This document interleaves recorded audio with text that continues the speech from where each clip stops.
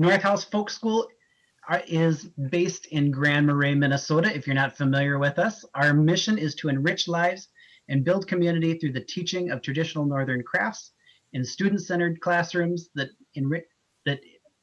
sorry, that engage the hands, the heart, and the mind. So we're so glad you're with us. This is part of our Winter's Gathering series. If you haven't already signed up for Winter's Gathering, there are 3 great films you can watch online at your own pace. And then every Friday, we're going to be hosting a live Q&A with the director of the film. And all of that's completely free. We just hope that you enjoy it. I think we're close to 250 people already signed up to join in Winter's Gathering this year, which is really fun. So the link is in the chat if you're curious about that. Whoops. Now it's in the chat for everyone. And then also part of Winter's Gathering at North House includes a members registration drive. We do a snowshoe challenge, and every year the goal is to get 100 members to renew or start their membership over the course of Winter's Gathering. If you have a chance to do that today, that would be fantastic. If we reach 100 gifts, we have an individual donor who will give an additional $5,000 gift.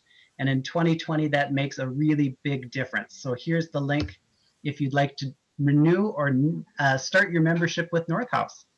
And now I'm going to turn it over to Marlene and Nathan. Marlene and Nathan are both board members at the Sami Cultural Center. And Marlene, if you would be so kind as to introduce Nathan, we'll get started. Okay. Wow, it's really exciting to have everybody here. And we've got a lot of our people that we recognize from across the country. We want to thank the North House Folk School for partnering with us on these programs. I've had the pleasure of attending Winter's Gathering several times in person, and they're so much fun. But I hope we'll have a good time tonight. And just to say a little bit about the Sami Cultural Center, we're located in the lakeside neighborhood of Duluth, Minnesota.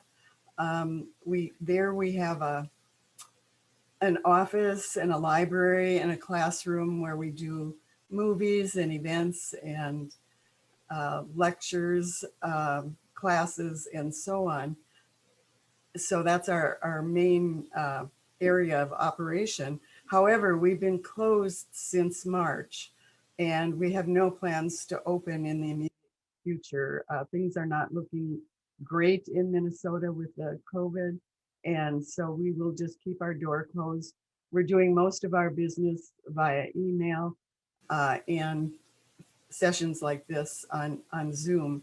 So, but check out our website and our Facebook page. So tonight it gives me great pleasure to introduce Nathan Muus, who is on our board. And he's coming to us from Oakland, California, which is the sort of the second office of the Sami Cultural Center of North America, and the Bikey office. And some of you may be familiar with the Bikey Journal, which was printed for 30 years and is no longer printed in subscription form, but as special issues. And so Nathan has certainly been instrumental in getting the Sami Cultural Center going and contributing to the collection. And you're going to see some of the beautiful things from the collection tonight. So Nathan's going to start us off with a little bit of yoik, which is the Sami music. And so Nathan, take it away. Thank you, Tom and Marlene. Thank you so much. And thank you to all our participants. Glad to have you here this evening. Ukta bote yodle la, yulo lo lo lo la, yulo lo lo lo la, yulo lo lo lo le. Ukta bote yodle la, yulo lo lo lo la, yulo lo lo lo la. Ulo lo lo lo le la le la le la.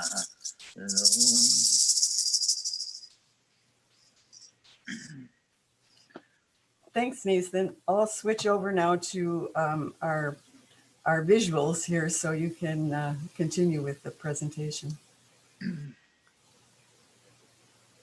Thanks so much. As we say in Sami language, gitu.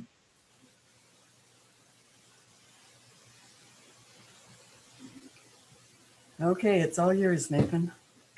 Thank you. Well, when we talk about Sami knives,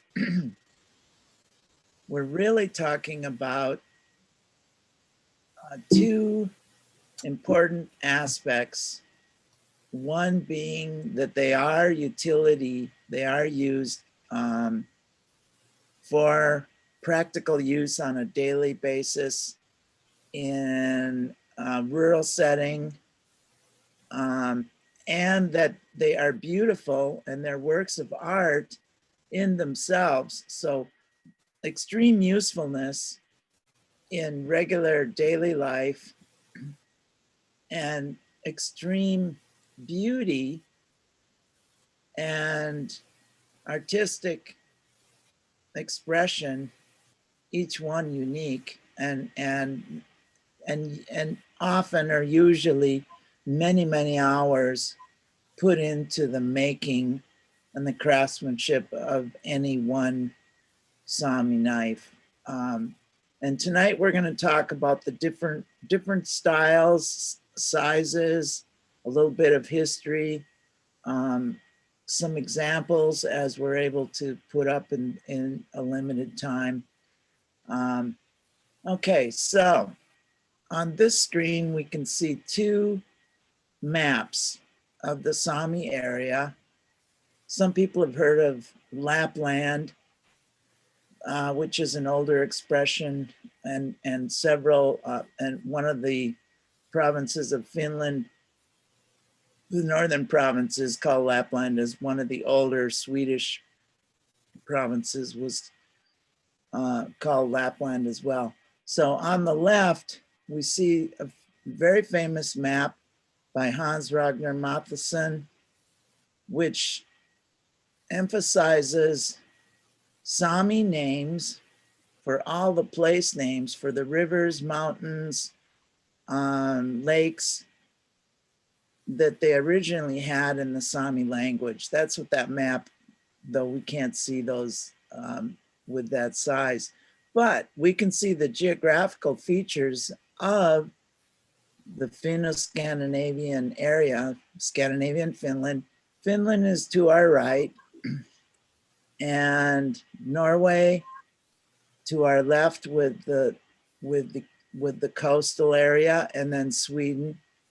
Where it's brown, obviously that is mountainous. So the brown represents the mountainous part of Norway and Sweden, the border. And then in the Finnish area, and then going into also the Kola Peninsula of Russia, we notice a lot of lakes, lots of lakes in northern Finland and into Russia, Kola Peninsula, which is the Sami homeland. The people are called Sami, of course, and spelled in a number of different ways. And the area in total is called Sapmi with an accent over the A, Sapmi. Now, on the map to the right, we can see the borders of Norway, Sweden, Finland, Russia. We can also see some lines that are going east-west, which are showing language, dialectical areas of the different active present Sami languages. To the north, we see the biggest population area of Sami people today. And that area goes not only Norway, but Sweden and into Finland.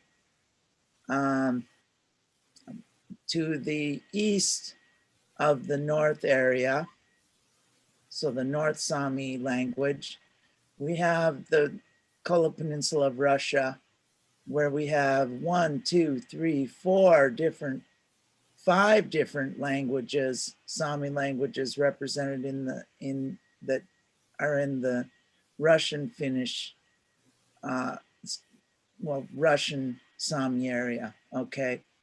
Then we do have what we might call a central Sami area, which is between the north and the south, and the South Sami, Southern Sami area, which is Norway, Sweden, as the central Sami area is Norway, Sweden.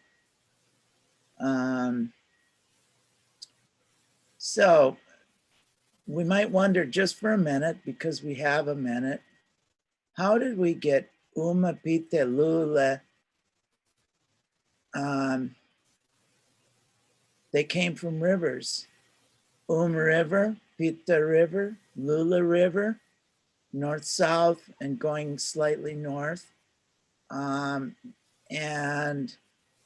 that's how those dialectical areas came to have those names.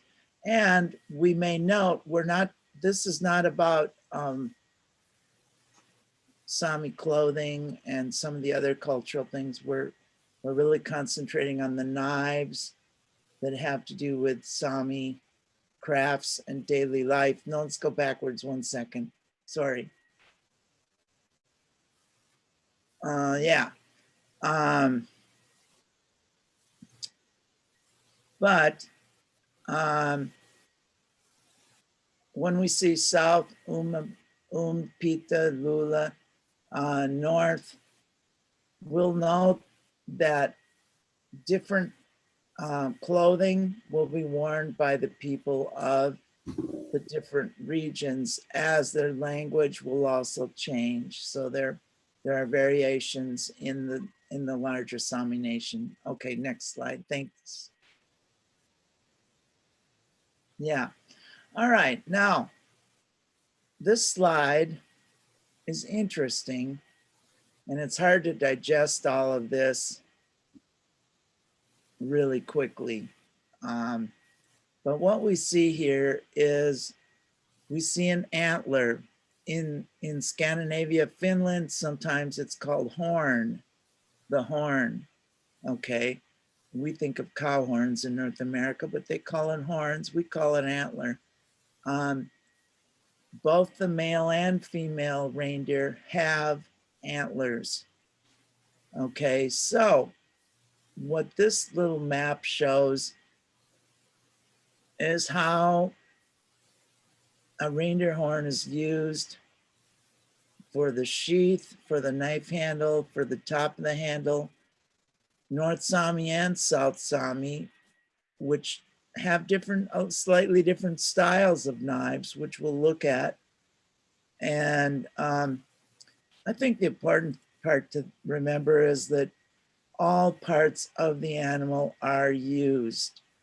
Even the antlers, all parts of the antlers are used. So the parts that aren't used for the knives are probably going to be used for a different kind of craft purpose or whatever. Everything is used, nothing is wasted from the animal. But the antlers are annual. The antlers come up annual for male and female, and are shed in the fall and into winter. The fall for the males, and then later, like December, January, for the females, they shed the antlers, and then they grow new ones. Okay. Sami knives come in several sizes. We see 3 different sizes, and we'll see examples of them. The first one being a large camp knife that's not pictured here, 6 to 9 inches, and even sometimes bigger, with a big wide blade. That knife is used to for camp use. Almost, if you think of using a machete for you know, large camp use. but then it can be chopping vegetables. It can be chopping meat. It can almost be used as a mini axe. It's a very useful big tool that is very, very much used in the northern Sami area. All right. Stora nibi. Stora nibi meaning strong knife or yuku. And sometimes we've heard the word puko, which is Finnish, and changing that to North Sami would be with the B instead of the P, buku. Samanibi, a standard size blade, a medium sized knife, and then a smaller one, 3 inches, maybe a little bit bigger, used that can be used in a women's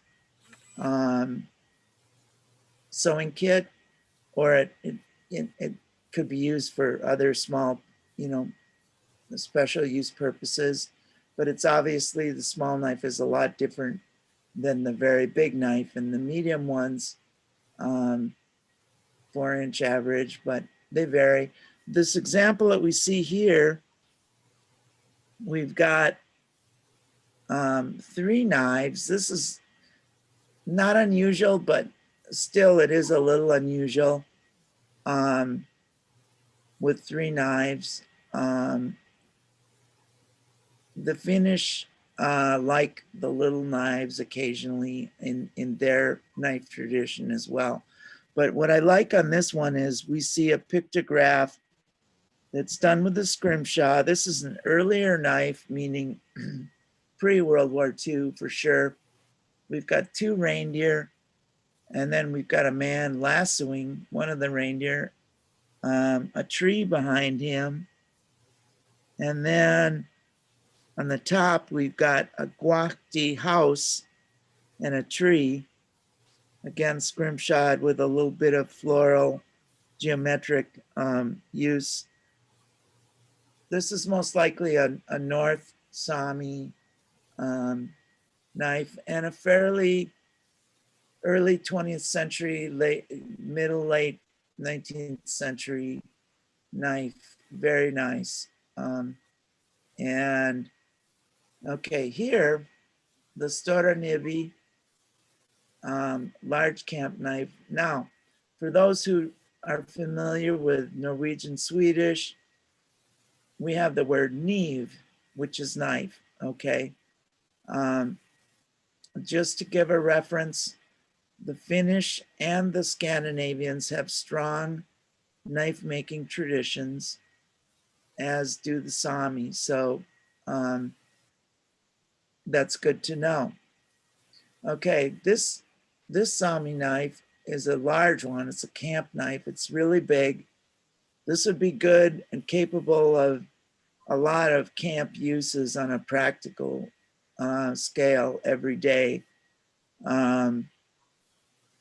We also see that the scabbard has an open cut and 2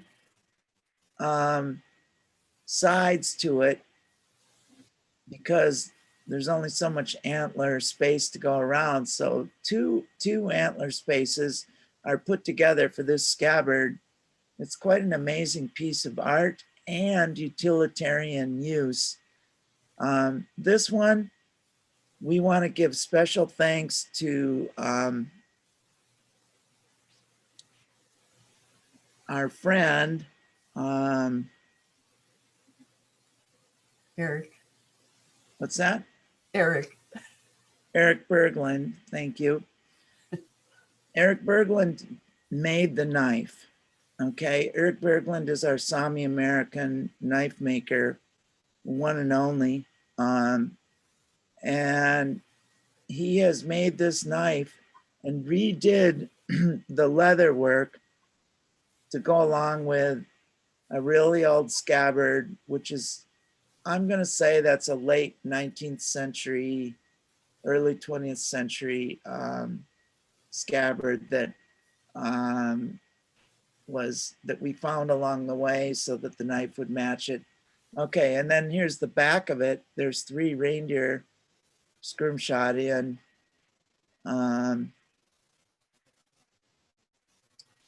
It's really, really quite a piece.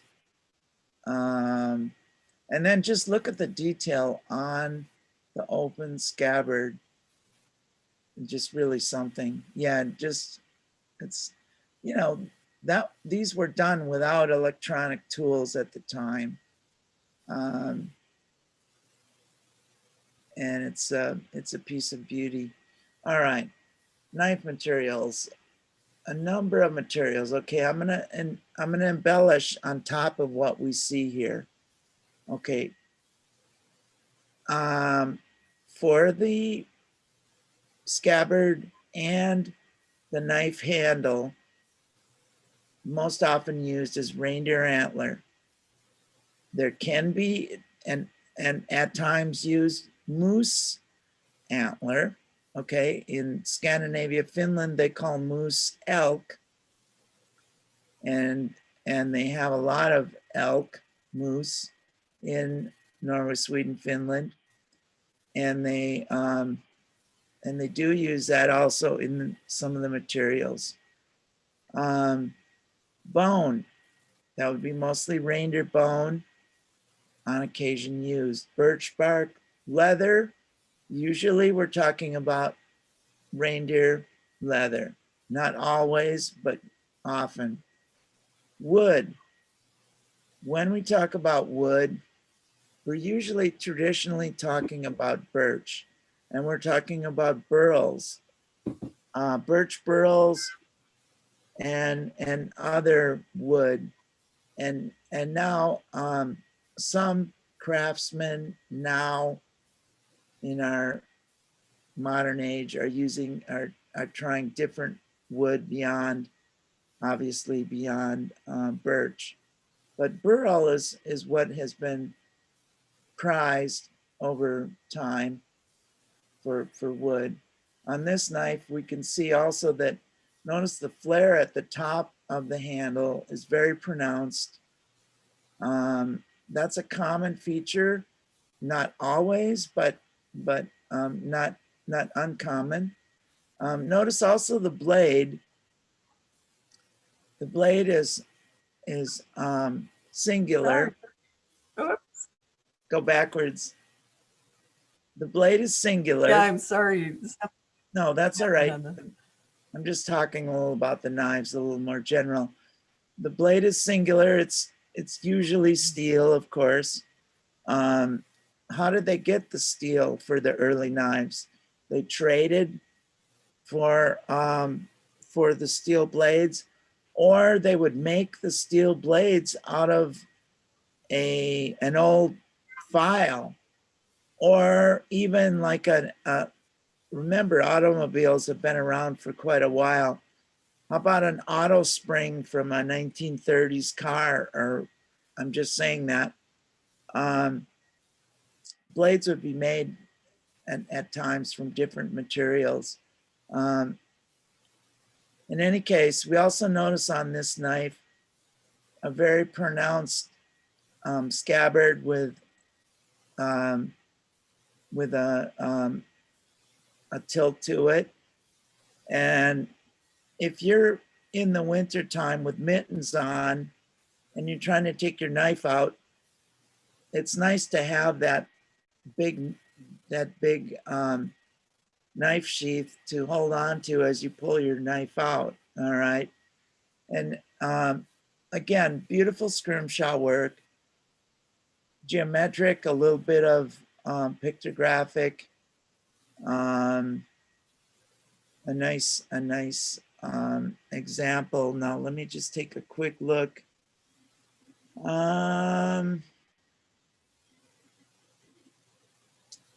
Go ahead. I'm sure we'll get questions. All right. Okay, our slide here says early Sami knife. Early meaning late 19th century, 1895.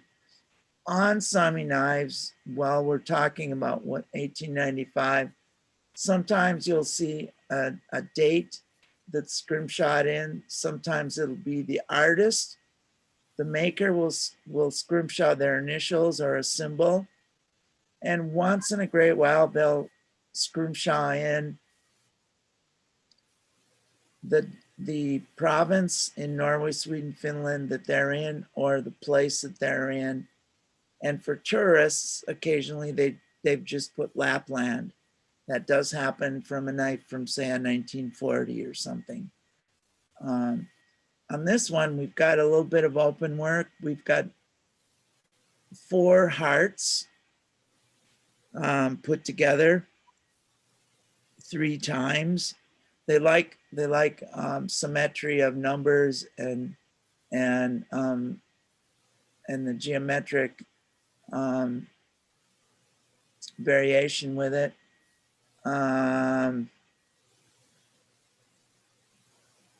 We also note on this one that let's go backwards. We also note on this one that the handle is mostly wood. So why not? The handle can often be just mostly wood. But then we have many handles that have the birch bark, wood, antler, spacings, etc. And we'll also notice with a few of the different knives, we'll notice different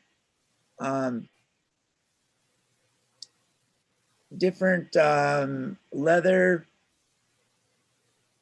arrangements to hold that knife onto your belt. Okay, I like this one. It's a well-worn knife. It's been loved and used, certainly, and we didn't see the knife on that one, but I assure you it's there. Okay, this one is a very early knife, and in my opinion, this is the earliest knife in our collection, and maybe that I've ever seen. It's very unusual. The improvised bark sheath, I made the improvised bark sheath with birch bark and sinew, which is not uncommon.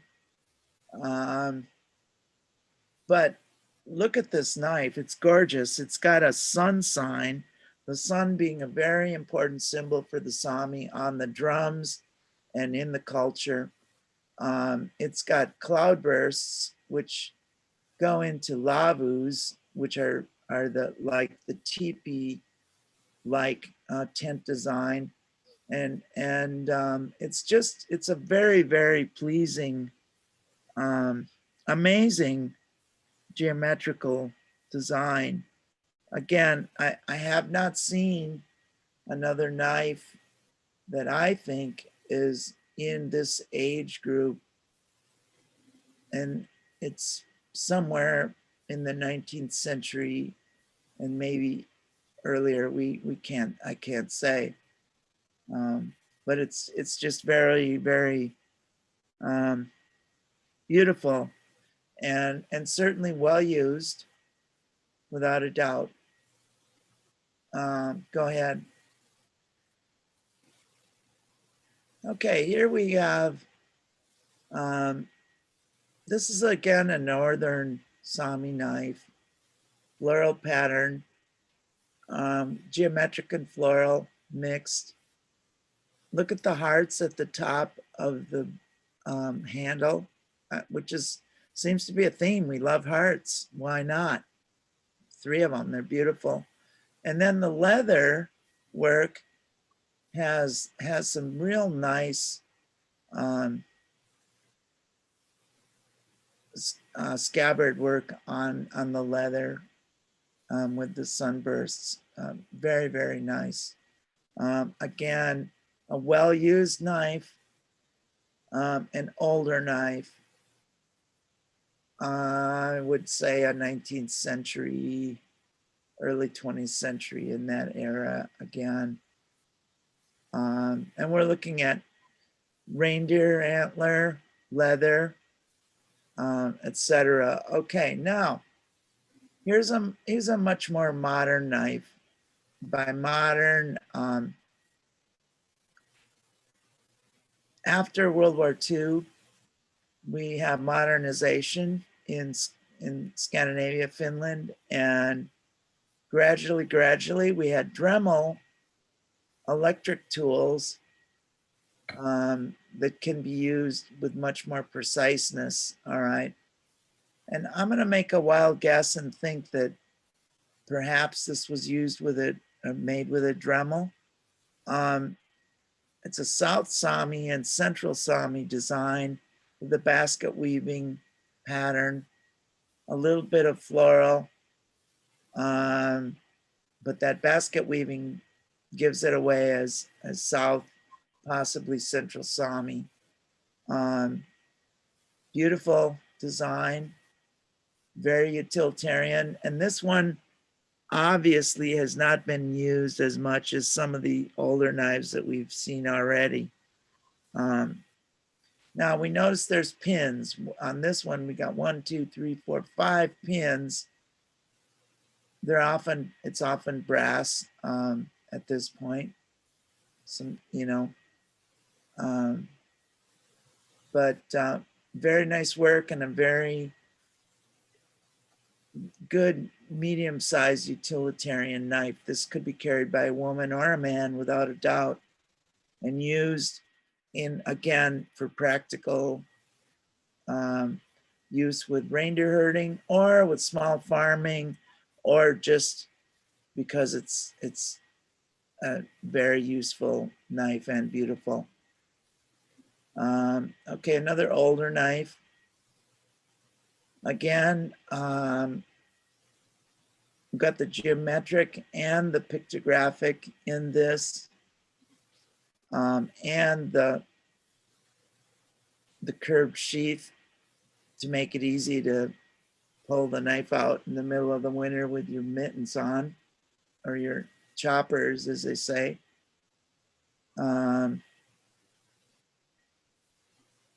Yeah, that's going to be, and that one had birch bark spacers in with the antler. Okay, yeah, birch bark spacers in with the antler. All right, here's another earlier knife, well used with the floral. This is going to be northern, and beautiful geometrical patterns on the top to the right. You might start to recognize those patterns as Sami because they occur time and again, and again, and they're very pleasing, and they really go well with the craft.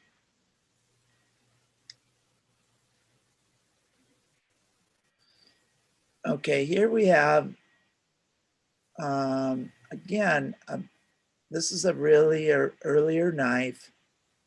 Notice that we tend to, in our collection, we tend to have more of the earlier knives. This one's got a reindeer pictograph on it, a little bit of geometric, well-used knife,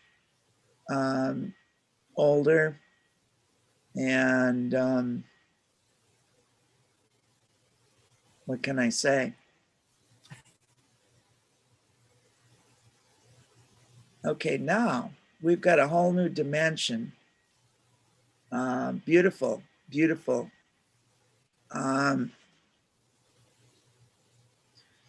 This is called a guachtaldat. If I can try my hand at speaking the name of it in Sami language, belt hanger. It literally actually means, can you highlight the needle case, Marlene? Yeah. Okay, that's the needle case right there.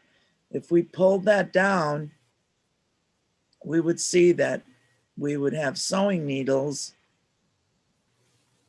inside of that. And then we've got a scissors, and we have a match holder for matches. We got a matchbox holder and a spoon and a smaller knife. And this is a women's kit for northern, central, and pretty much variations in the whole Sami area. Some of these are really elaborate. This one's a nice one just to show what it is. That would be held onto the belt. And but look at all those tools. So literally it means multiple needle holder tools kit is what it means literally from Sami language. And very useful on the trail if you're out in the woods, etc. Nice work.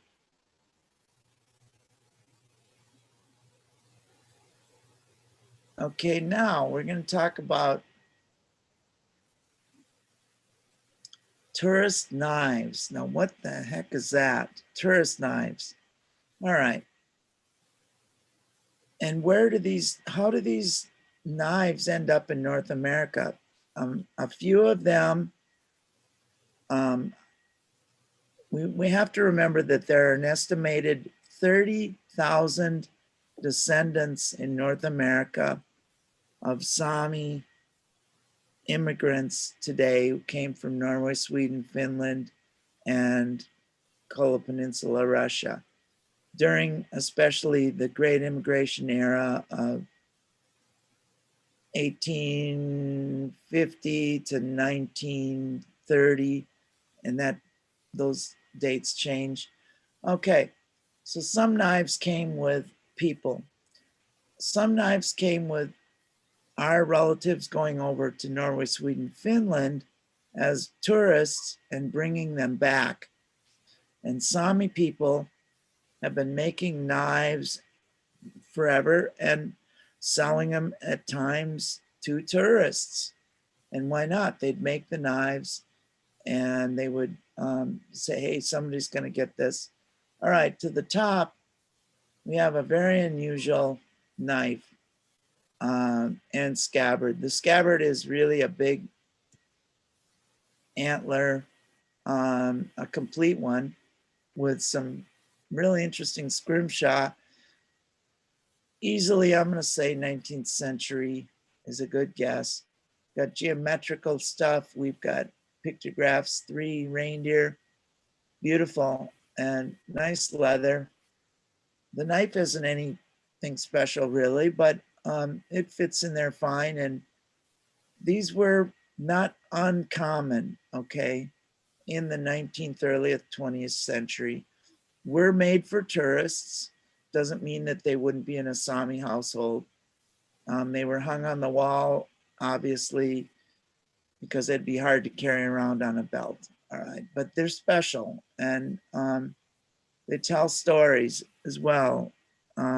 Look at that star on that top one. You got a four-pointed star up at the top of this particular scrimshaw work. 3 reindeer, geometrical. It's quite a piece. And the back has scrimshaw on it too. All right, now what's this bottom one? The bottom one is a common Sami-Finnish knife that you can buy today off the internet. A number of companies, including Martini, the very famous big company, make them. This one has Sami designs put onto the scabbard, scabbard. And then that little end at the end of the knife is, some people call that nature's wing. It's got a birch handle.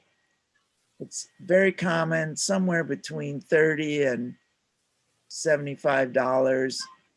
They're nice utilitarian knives, generally made in Finland, not always. Got Sweden too. Avoid the ones that are made in China or something like that. And there are, but they're very nice utilitarian camp knives. So we put it under tourist. Do Sami use these? Why not? It's just a good general camp knife, and they come in smaller and medium sizes. Yeah, go ahead.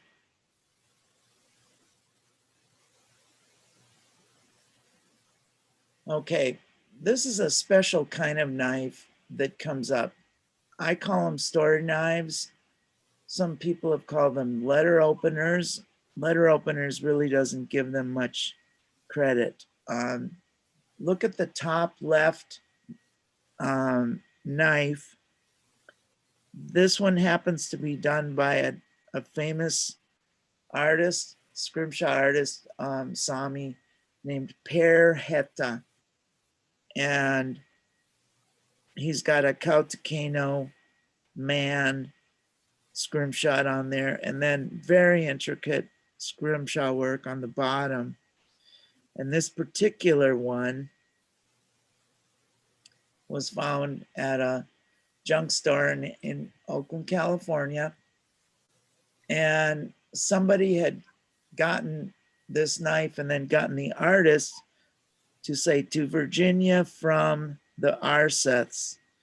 This was given to the wife of a professor at University of Berkeley, California. How do I know that? I tracked it down. It's just an interesting story. I'm sure someone was on a trip and they picked it up as a special gift. And from Per Hetta, why not? On the top, we've got an older storytelling knife with a dog, a man in a snow sled, and a reindeer, and a little bit of geometrical work. Beautiful. Again, on the bottom right, another geometrical one. And yes, they are often sold to tourists. They will open your letter, but they do tell stories, and they have their own. These are really from the bone shin, leg shin of a reindeer. So these are most usually reindeer bone from the shin. That's how what they're made from most often.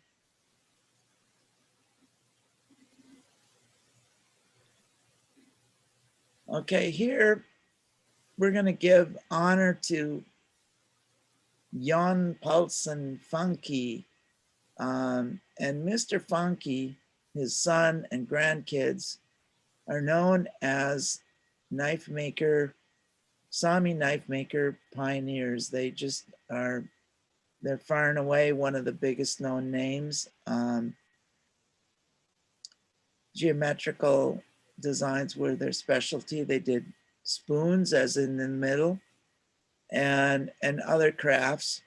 But one of the giants of the craft, Mr. Funky, no doubt about it.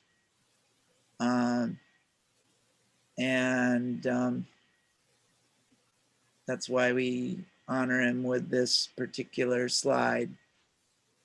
Now, there are others, and we don't pretend to have everybody's name handy. Okay, here's L.C. Pogatz, born in 1937. Notice how he's obviously using Dremel electronic tools, and he's also changed on the right side, for example, the basket weaving in South and Central Sami design. He's taking liberties and really doing some fun things with that original traditional design. And he's also changing the shapes a little bit. He's not the one and only. There are a number of other people we would feature and honor. We're honoring him because he is one that we are singling out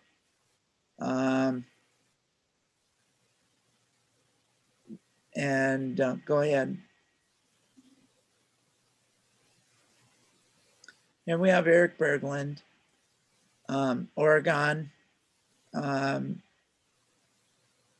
U.S. veteran, knife maker for many, many years, and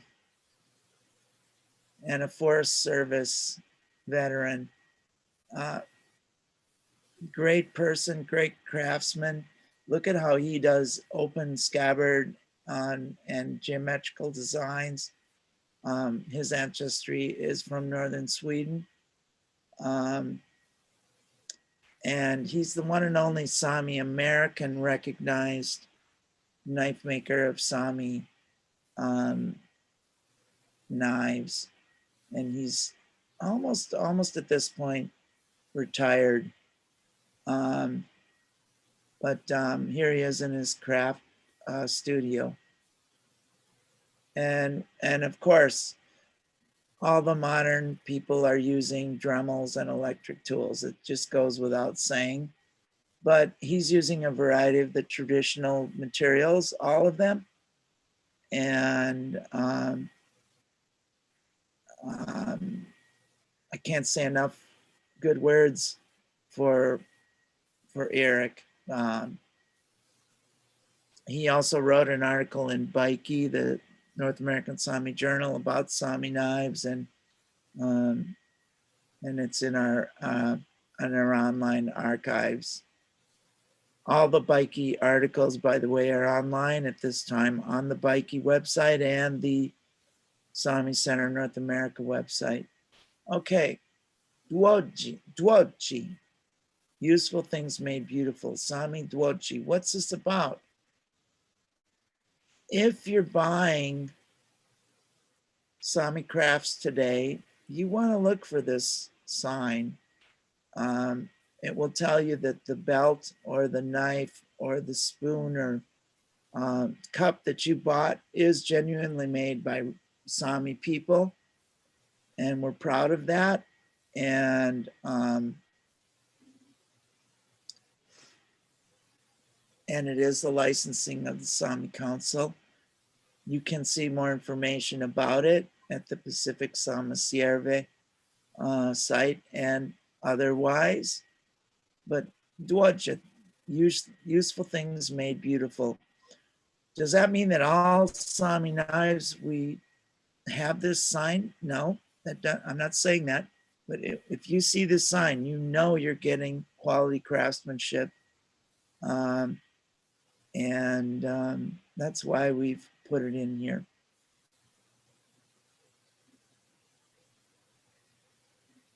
Okay, two of our sources. One is a book by Kurt Kjellberg, Swedish. He's got some Swedish and English text. It's mostly about Swedish Sami artists, including Funky, who I mentioned. So he's not covering Finnish, Norwegian, Russian artists, but it's a really good book. It's one of the few books, especially doing a lot with knives, Sami knives. We also did an issue way back, number 18, in 1998, with an article by Eric Berglund, our Sami American knife maker. A nice article. And we just feel the knives, because they're so much a practical, useful thing and beautiful. That's why we're doing this presentation today. And here's our contact information. Oh, am I muted? I might be. Are you muted? Then you're going to have to. Oh, okay. I think so. All right. Well, Sami Cultural Center, North America.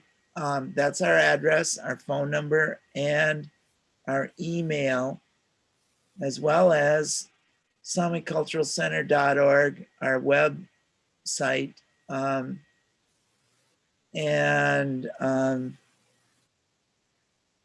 we can definitely respond to you, etc. I want to do a few things after this before we go to the questions. You can find us online, of course. All right.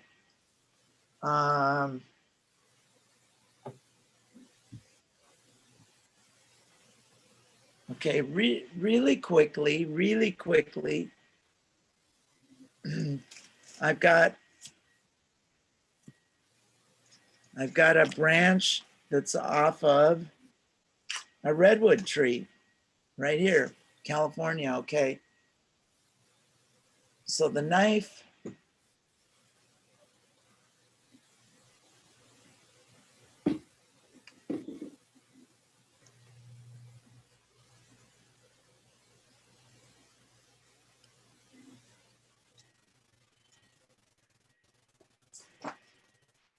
is totally useful in a camp setting, okay, for obvious reasons.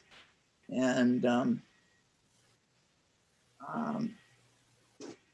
in a normal workday setting in a rural area, whatever, it comes in handy. All right, what else would we use this for? We could very easily skin a deer with a sharp knife, this size or a little bit bigger, okay? Now there's a feature that I want you to hear. It's probably going to be hard to hear, but when you put the knife back in, a Sami knife into the sheath, you get a click. It's a very distinct click.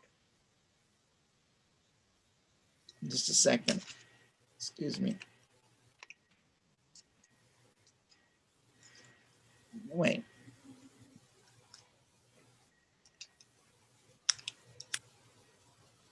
Okay, did you hear the click? Probably not. Sorry. Let's try that once again. You could hear. Okay, there's a real click. So the knife fits perfectly into the sheath of most Sami knives. Okay, it just fits it. And then look at that. It's so exact. And then also you've got a little hole at the bottom so that if you've had water or any other kind of liquid, that's going to come out of the scabbard and it won't spoil the scabbard. And then this is Okay, what's that? We're getting a message from Tom that it's time to wrap it up and take some questions. Yeah, let's take questions. That's a good idea. Thanks, Marlene. That was wonderful, Nathan. And we're getting several questions about the knife making process and handle making process. So I think we can, if you could answer kind of generally about how riveting the sheath parts together works and how the scrimshaw is done, as well as the darkening agents used in the scrimshaw, I think that would answer a number of the questions we've got so far. And then we can handle some of the more detailed ones after that. Okay, on the riveting, I can't give you a good answer. That'd be an Eric Berglund type question and a knife maker question. And I've done a number of crafts projects, but the riveting, I can't say. Now, what do people use for the black? For one thing, the very simple solution is camp wood soot. In other words, you just made your fire. You take a little bit of the blackened wood with saliva and put it in and put it in there, and it generally stays. Now, otherwise, people have carefully use an India ink or something like that. etc. And then could you also talk about how the horn or antler is shaped? Good question. Okay, often you've noticed a number of knives had a curve to them. That's just following the antler. It really is. So it's just following the antler. Otherwise, you're using a file or sandpaper, those kind of things to shape and perfect. And then with our modern electric tools, you can get something to be pretty shaped just as you want and pretty well polished. Yeah. And then we also got a few questions about, you know, like what's the oldest Sami knife or Sami style knife like these? And then are there many, you know, from that early era, or kind of how much is in the collection from the early stages of Sami knife development? Well, I mentioned that one knife that had the sun design. To me, that's the oldest one that we have. That's a really old one. The medium, well, there were some other older ones in there, and then a few newer ones going towards the example of the more modern knives made by the one gentleman. And by the way, there's a lot of good Sami craftsmen. You can find them online. You've got to search, use Sami with 1A, 2As, and look, you'll find great craftsmen online. I'm not even going into names because there's a lot of really excellent craftsmen out there. Can you repeat that last question again?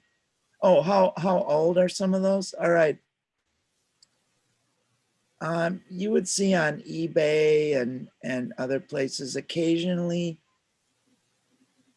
really newer knives, and sometimes getting a little older, I would say early 20th century to World War II era, where the scrimshaw work is done by hand. They're harder to find. They turn up here and there. And those who live in the Midwest are going to be where relatives have gone to Norway, Sweden, Finland, and brought back, you know, gifts that ended up in the attic or somewhere. So they're around. Great. Could you tell Does us that a little? help answer your question? I think that got to the idea of it. And then somebody was asking, what are the design differences? I think between men's knives and women's knives, and I'm not sure if it's specifically about the knife shape or the patterns used in the decorations, but I think people would be curious to hear about both. I would say that both the Finns and the Sami sometimes like these tiny little knives that are just the size of your finger or a little bigger. Okay. Why? Because they do. Okay. But a smaller utilitarian knife that Sami is almost certainly going to be used more in women's crafts, because women work with leather bags, you know, that kind of stuff more. Men work more with the antler and the hard materials. But not only, there's not a line that says only women this or only men this. We're just saying.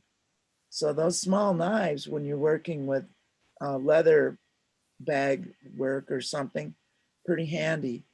The huge, larger knives, they're not only for men. Women might be using them too, but especially men are using them. There isn't a delineation, only men this, only women that, so much. And the medium-sized knives, everybody was going to use.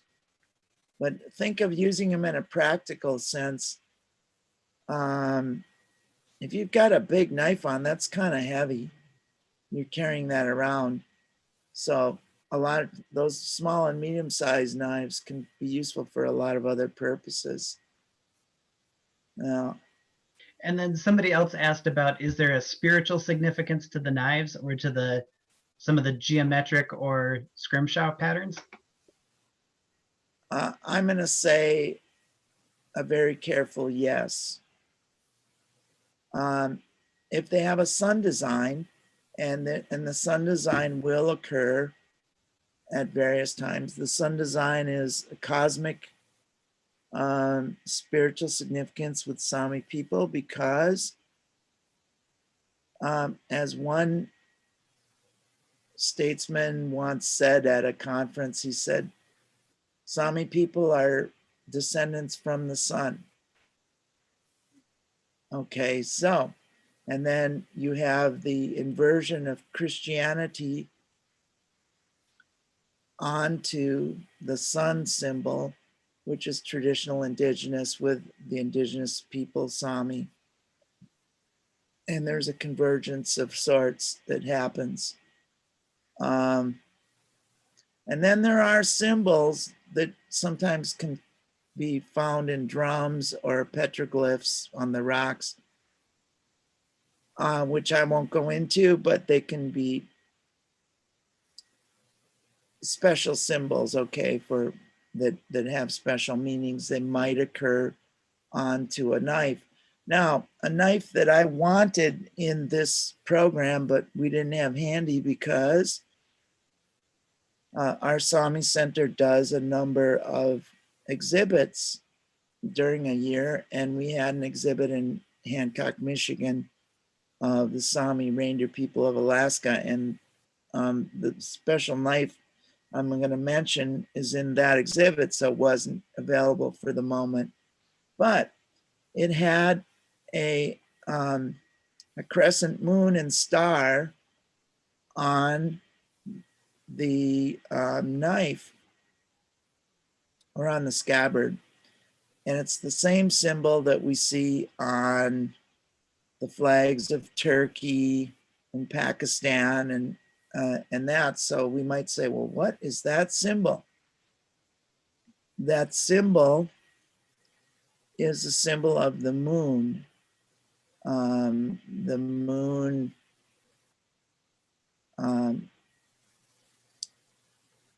grandmother goddess, okay? And so it's an interesting that would occur on a really old knife going way up in Norway, Sweden, Finland, and yet it's in the Middle East, so profound and an influence and a beautiful symbol. So. Great, yeah, and we've got some questions about specialization and also blacksmithing. So did the handle and sheath makers work with blacksmiths, or did they do the smithing themselves? They mostly did them themselves. They mostly did them themselves, and we certainly haven't touched on Finnish knife making nor Norwegian and Swedish, but I can assure you they have rich traditions, all of them, in knife making. And the Norwegian and Swedish would have a special knife that they'd wear on Sundays to church, for example. Yeah, the Sami also would become their own blacksmiths or make the knife and or maybe even make the blade or shape the blade. And then was this usually, did each person make their own knife, or was there somebody like within a Sami community that would, just be focused on knife and sheath making? That's a really good question, and I can't give you a really good answer to that. I'm going to say my best thought would be that certain people like an Eric Berglund would be known as a knife maker in your in your town, and you'd go to that person for a good knife and trade or buy, trade often for that knife. But there wouldn't be just one person out, and there'd be a number of people, but it's a specialty. And maybe that person did other crafts as well. And then are there characteristics about the blade that set Sami knives apart? Either between Sami knives or between Sami knives and Finnish knives and Swedish knives. Some folks have asked about comparisons to Puukko or to like Mora knives. Good question. Okay, with the Finnish knives, sometimes you notice that on the top of them, they've got more elaborate work on the knife blade. Some of the Finnish knives. The Sami knives don't tend to get real elaborate on the blade. Single, something to note that I did not mention with all the Scandinavian knives, Sami knives included, they don't have a cross guard on them like a Bowie knife, American knife. They don't have a cross guard. They're not made for fighting per se. They're made for camp use and practical use.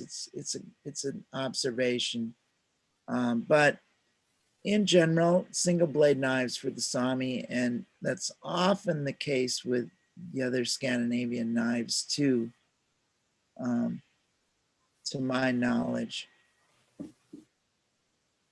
And then one of the other questions is, are the scrimshaw designs specific to the artist, or are they regional? Like, could you look at a pattern on a sheath and say, oh, this is northern or southern or eastern or western? Yeah, you often could say this is definitely a South Sami design with the basket weaving and that kind of thing. Or if it's got the very curved horn or antler and floral, geometrical, more likely a northern or design. And then central Sami designs will have the combination of the two to some degree. Yeah. And I'm certain that certain knife makers would have their own stamp on of how they do stuff, like funky. Okay, we looked at those early that gentleman Funky's early stuff, and okay, and we go, yeah, that's funky. Or somebody, somebody else may specialize in big pictographs, or so yeah. Yeah, and then somebody else wanted to know, they have a knife that's a family heirloom that they're curious about. And they said, were early Sami knives ever worn with a weaved birch bark sheath? If so, any idea where it would have been more common? Okay, a weaved birch bark sheath is common. It's not a bad thing at all, and it would be done. That could be done in Norway, Sweden, or Finland, or Russia. Why? Because birch bark is a material that's at hand for everybody, and we'd have to see the knife to kind of determine, is that a Swedish knife? Maybe it's a Finnish knife or a Sami knife, maybe, but that's a great sheath. The birch bark is a wonderful sheath and a material available to all. Yeah, and then one of the other questions, with the knives being used so frequently, what material was used to sharpen them? And how, what can you tell us about Sami sharpening practices? That's a good one. I don't have a great answer to that. I don't have a specific Sami story other than they'd look around at what were the Norwegian, Swedes, Finns doing to sharpen their knives and be using the same materials, which would be, around and available, I'm sure. But I suppose a smooth rock and might work at times, but No, I don't have a specific answer to that. With it being utilitarian, my hunch would be whatever gets it the sharpest, the fastest. Yeah, no, whatever. Well, but done well, because if you've ever used a knife that wasn't sharpened well, and you can ruin a knife by not sharpening it well. Okay, that can be done too. So, you know, yeah, I've had that misfortune. it's yeah. not fun to work a knife back from that point either. No, Um, no, no, no. and then somebody else asked if metal was used sometimes in the decoration of the sheath or handle. The answer to that is yes, on a rare occasion. Metal could be inlaid onto the sheath. I've seen rarely that done. So sure, could be. You know, you got iron, you got silver, and you have pewter, all of which is available in the northern Nordic area. Great. And actually, I think that takes us through all of the questions. So if folks have more questions, type quickly. Otherwise, Nathan and Marlene, thank you so much for being with us tonight and for sharing your love of Sami culture and, the beauty of these knives. Those were some really awesome examples of traditional handcraft and, gave us a really good understanding of how those designs and patterns kind of changed and shifted between different groups and also over time. So that was just a wonderful introduction, and thank you so much for being with us. I think we do have a couple more questions. One was, is the handle always made out of wood? No, because, okay, you do have wood. And remember, I was saying birch and birch burl and burl of other woods is preferred for wood, but you've got birch bark, you've got moose antler.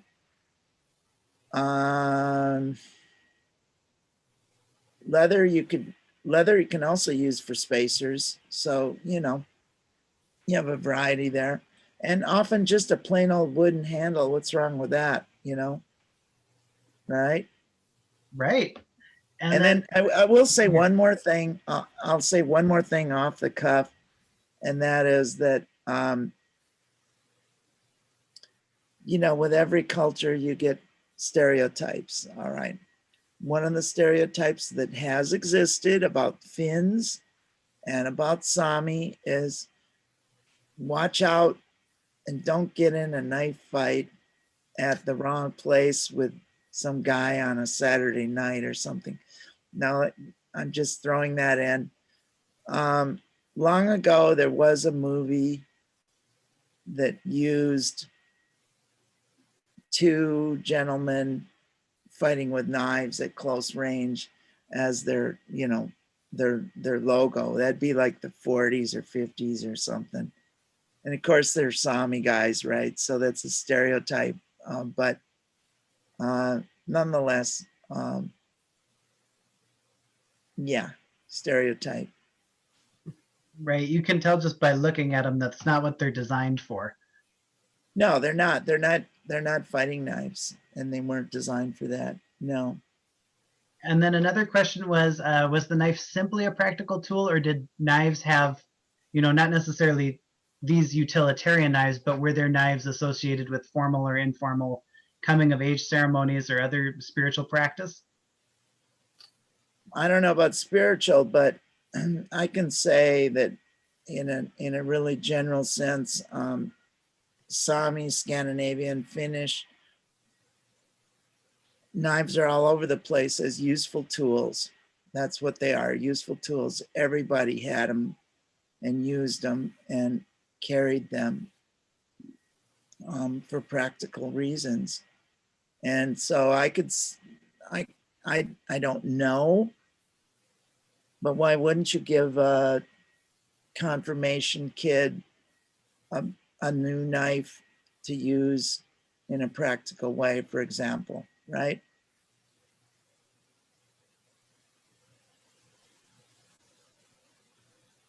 And then one more question was, before metal blades, were other materials used to make something like this? Like a knife or? Yeah, well, obviously bone and antler can make a decent blade. You know, and so that was done. You know, like those story knife letter opener knives. They're knives, they're sharp. You could open something with it. You could perhaps cut something with it, you know. Yeah, it just wouldn't, maybe not as well for processing wood, but could do a lot of other camp tasks. Sure you could. Yeah, and so that wraps things up for the evening. Thank you again, Nathan and Marlene. Somebody left a comment. Thank you so much for having this on Zoom. Please continue this option after COVID ends. And I want to assure you that North House is really committed to continuing online engagement, well into our future. Whenever COVID ends, hopefully that's sooner rather than later. I think we're all a little tired of it, but on it goes. We have a number of webinars scheduled for the rest of November. You can learn more about those on the link I just shared in chat. We love being able to gather the community when folks aren't able to be here, and celebrating the cultures of the North is one of the things North House was founded on, the idea that that was something that was deserving of celebration, needed to be recognized, and we wanted to see continued into the future. So we'll be having a number of different opportunities throughout the month, and well into the next year for people to engage with online. Please visit the Sami Cultural Center's website. I'll put that back in to the chat as well. It's a wonderful organization, and we're so glad to partner with you in presenting tonight's webinar. Thank you, everyone. Thanks. And thank everybody for coming. Yeah, thank you so much. It's great to have you here. Yeah, it was so good to see people from all over the country popping in. That's great. Yeah, and tonight's webinar was recorded, and we'll have it online here in the next couple of days. You should also receive a link when that's available. So have a good night, everybody. Enjoy. Thank you.